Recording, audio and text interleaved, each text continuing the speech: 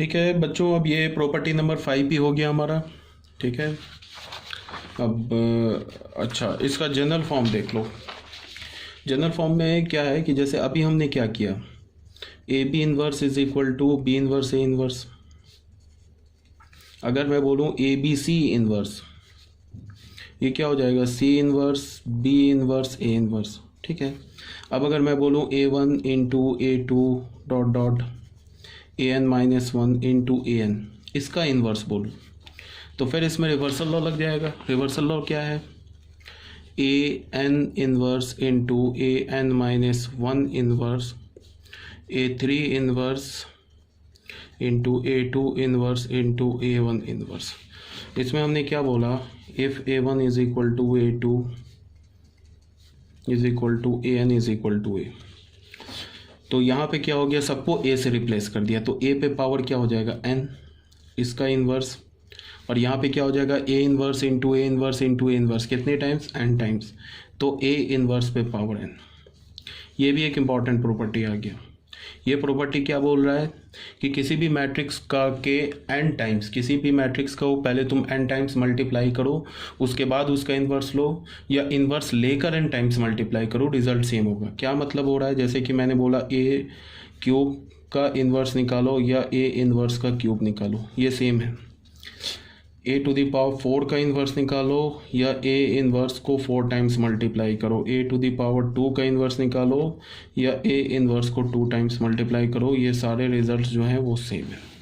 ठीक है, I think ये क्लियर होगा, कोई इसमें कोई बहुत बड़ी बात तो है नहीं। यही बात यहाँ बोल रहा है कि if A is a non singular matrix of order n then A to the power n inverse is equal to A inverse to the power n. ठीक है,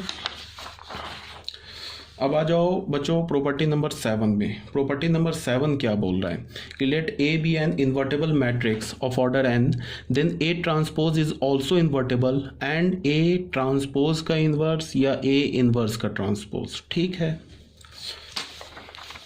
क्या बोल रहा है इसमें प्रॉपर्टी नंबर 7 में, ए हमारे पास को इन्वर्टेबल मैट्रिक्स है, ए जो है ये इन्वर्टेबल मैट्रिक्स है, ये क्या है, एक इन्वर्टेबल मैट्रिक्स है। तो जो ए ट्रांसपोज होगा ये भी एक इन्वर्टेबल मैट्रिक्स होगा। इन्वर्टेबल बोलने का मतलब नॉन सिंगुलर मैट्रिक्स। और उसके बाद क्या बोल रहा है कि ए ट्रांसपोज का इन्वर्स निकालो या ए इन्वर्स का ट्रांसपोज निकालो, बात बराबर है। ठीक है, देखो सारे जो प्रॉपर्टीज़ है ना वो सारे मिलते जुलते प्रॉपर्टीज़ है। जैसे अभी हमने क्या बोला कि ए टू दी पावर एन का इन्वर्स निकालो या ए इन्वर्स का एन निकालो, एक तो इन्वर्स में ऐसी प्रॉपर्टी आ गई। और फिर ट्रांसपोज में क्या था, ए टू दी पावर एन का ट्रांसपोज निकालो या ए ट्रांसपोज का एनथ पावर निकालो। फिर ये क्या हो गया, ए ट्रांसपोज का इन्वर्स निकालो, ए इन्वर्स का ट्रांसपोज निकालो। तो ये सारे प्रॉपर्टीज़ तुम्हें समझ में आ रहा होगा कि सेम एज इट इज़। एक भी याद रखोगे ना, जैसे तुम ऐसे याद रखो कि ए टू दी पावर एन का ट्रांसपोज लिया या ए ट्रांसपोज का एनथ पावर लिया, बात बराबर है। ए टू दी पावर एन का इन्वर्स लिया या ए इन्वर्स का एनथ पावर लिया, बात बराबर है। ठीक है, ए फिर ऐसे भी हम लोग बोल सकते हैं कि ए टू दी पावर ट्रांसपोज का ए टू दी पावर एन का इन्वर्स लिया या ए इन्वर्स का एनथ पावर लिया, ए टू दी पावर एन का ट्रांसपोज लिया या ए ट्रांसपोज का एनथ पावर लिया, ए ट्रांसपोज का इन्वर्स निकाला या ए इन्वर्स का ट्रांसपोज निकाला, बात बराबर है। ठीक है, तो इसको हम प्रूफ कैसे करेंगे, प्रूफ देख लो। हमारे पास प्रूफ में क्या है, ए इंटू ए इन्वर्स, ये किसके इक्वल होता है, आई के इक्वल होता है। आप ट्रांसपोज ले लेते हैं दोनों साइड, ए इंटू ए इन्वर्स का ट्रांसपोज, ये क्या हो जाएगा, आई ट्रांसपोज, आई का ट्रांसपोज आई होता है, इसमें रिवर्सल लॉ लग जाएगा, तो ये क्या हो जाएगा, ए इन्वर्स का transpose into A is equal to आई।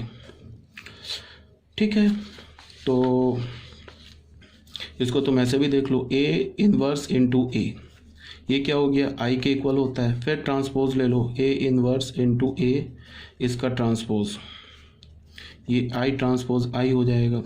ये क्या हो जाएगा, A transpose into A inverse का ट्रांसपोज, ये क्या हो जाएगा, आई। तो फ्रॉम 1 and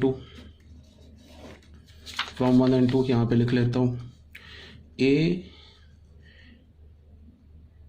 इन्वर्स का transpose into A is equal to A into, यहाँ पे क्या है, सॉरी, अच्छा यहाँ पे गलती कर दी, यहाँ ट्रांसपोज होगा ना, यहाँ ट्रांसपोज होगा, ठीक है, इंटू ए ट्रांसपोज। ये क्या होगा, A transpose into A inverse का ट्रांसपोज इज इक्वल टू आई।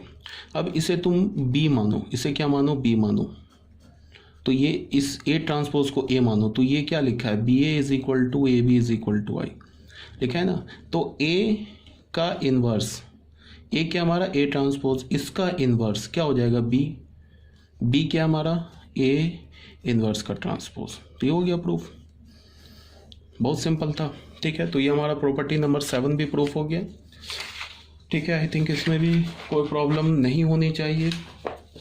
अब आ जाओ प्रॉपर्टी नंबर, ये था हमारा प्रॉपर्टी नंबर 7, ठीक है। प्रॉपर्टी नंबर 7 के बाद अब आ जाओ प्रॉपर्टी नंबर 8। प्रॉपर्टी नंबर 8 क्या बोल रहा है कि ए हमारे पास एक इन्वर्टेबल मैट्रिक्स है, ए हमारे पास एक इन्वर्टेबल मैट्रिक्स है, ठीक है। तो ये क्या बोल रहा है, किसी मैट्रिक्स का डबल इन्वर्स लोगे तो ये मैट्रिक्स आ जाएगा, ऐसा हमने बताया था ना, ए ट्रांसपोज का ट्रांसपोज ए, उसी टाइप का मिलता जुलता प्रॉपर्टी है, ठीक है। ये कैसे प्रूफ होगा वो ये देख लो, A into A inverse is equal to A inverse into A is equal to I होता है।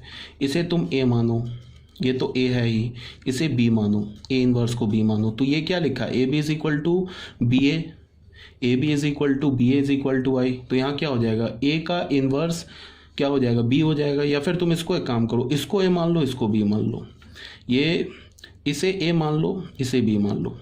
तो यहाँ से क्या हो जाएगा, A inverse is equal to B, A किसके इक्वल है, ए इनवर्स के इक्वल है, इसका इनवर्स ये बी आ जाएगा, बी किसके इक्वल है, ए, बी किसके इक्वल है, ए के इक्वल है। तो ये प्रूफ हो गया, ठीक है ना। तो प्रॉपर्टी नंबर 8 भी क्लियर हो गया हमारे पास।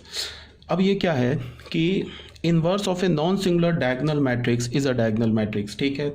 अगर हमारे पास कोई एक डायगोनल मैट्रिक्स है और वो नॉन सिंगुलर है तो उसका जो इनवर्स होगा वो भी एक डायगोनल मैट्रिक्स होगा। और इनवर्स कैसे निकालते वो बताओगे, डायगोनल मैट्रिक्स का इनवर्स कैसे निकालते हैं।